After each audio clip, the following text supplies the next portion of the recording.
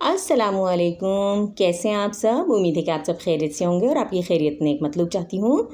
मैं भी आपकी दुआओं से बिल्कुल ठीक ठाक हूँ।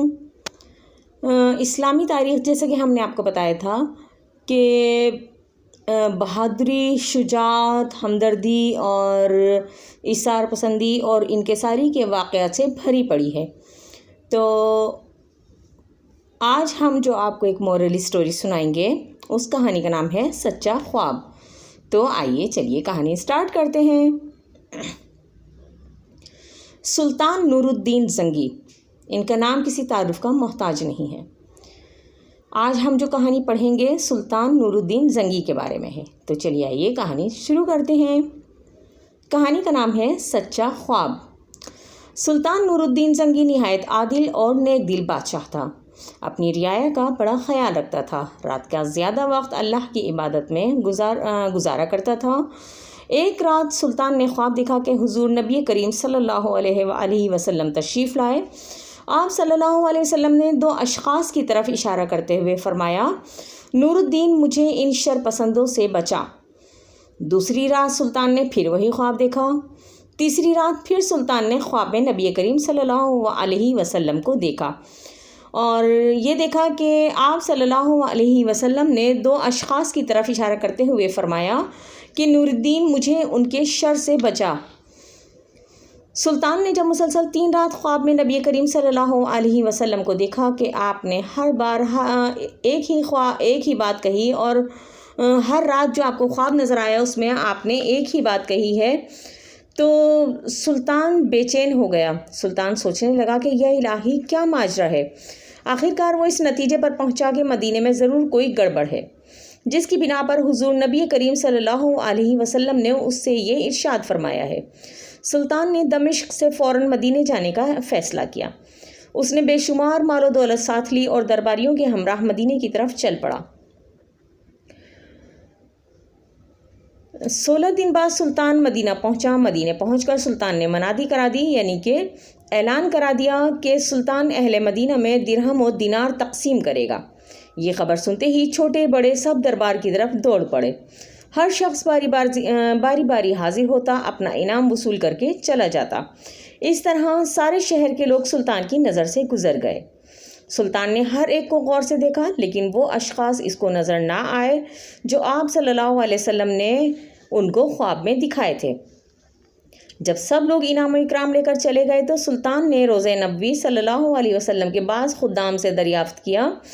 खुद्दाम कहते हैं खादिम की जमा को, यानी कि एक से ज़्यादा को, कि कोई शख्स बाकी तो नहीं रहा जो इनाम लेने ना आया हो। खुद्दाम ने अर्ज़ की कि सब लोग हाजिर हो चुके हैं, अलबत्ता 2 खुदा रसीदा बुज़ुर्ग ऐसे हैं जो कि इनाम लेने नहीं आए।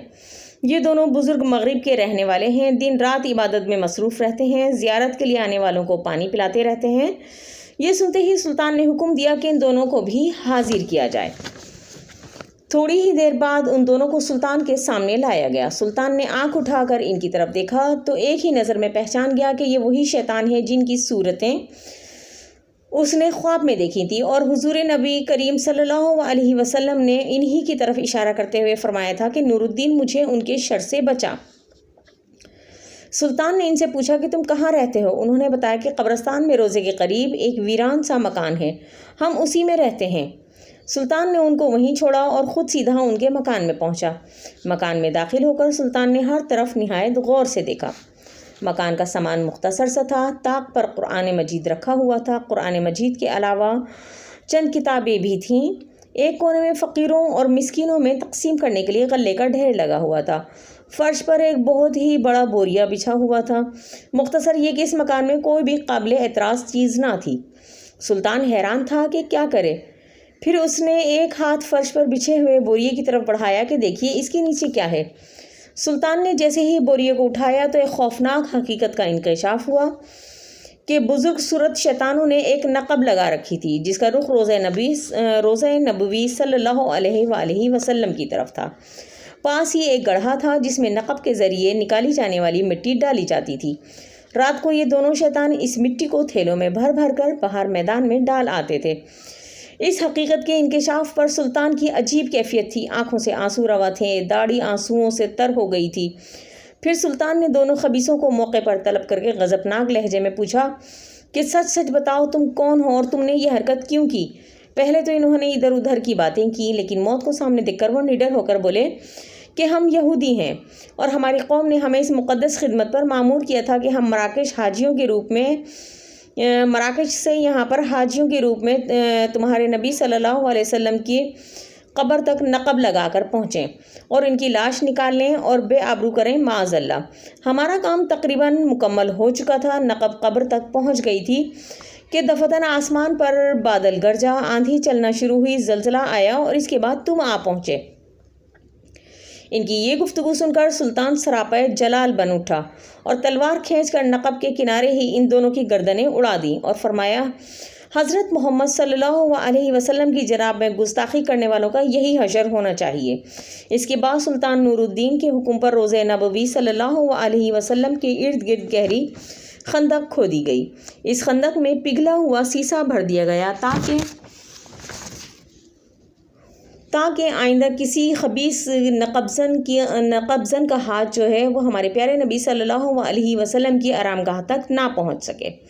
تو دیکھا بچوں آپ نے کہ کفار نے ہمارے پیارے نبی صلی اللہ علیہ وسلم کو، یعنی آپ صلی اللہ علیہ وسلم کی زندگی میں تو آپ کو ایزر آسانیاں دیں، تکالیف پہنچائیں اور طرح طرح سے آپ کو اذیت کا نشانہ بنایا، اور کوئی بھی تکلیف ایسی نہ تھی جو کہ آپ صلی اللہ علیہ وسلم کو دینے سے انہوں نے گریز کیا ہو۔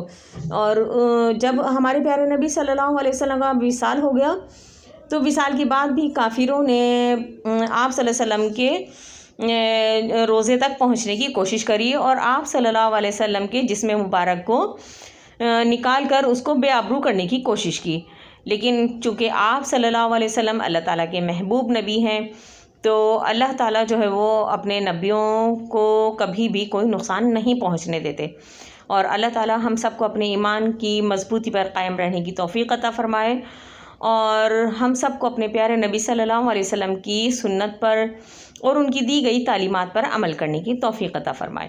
امید ہے کہ آج کی ویڈیو آپ کو پسند آئی ہوگی اور اسی طرح کے واقعات جو ہیں وہ ہمارے دل میں اپنے مذہب سے جو ہے وہ محبت کے جذبات پیدا کرتے ہیں۔ ملتے ہیں پھر کسی نئی نیکسٹ ویڈیو میں، تب تک کے لیے اپنا اور اپنے پیاروں کا ڈھیر سارا خیال رکھیے گا اور مجھے دیجیے اجازت۔ اللہ حافظ۔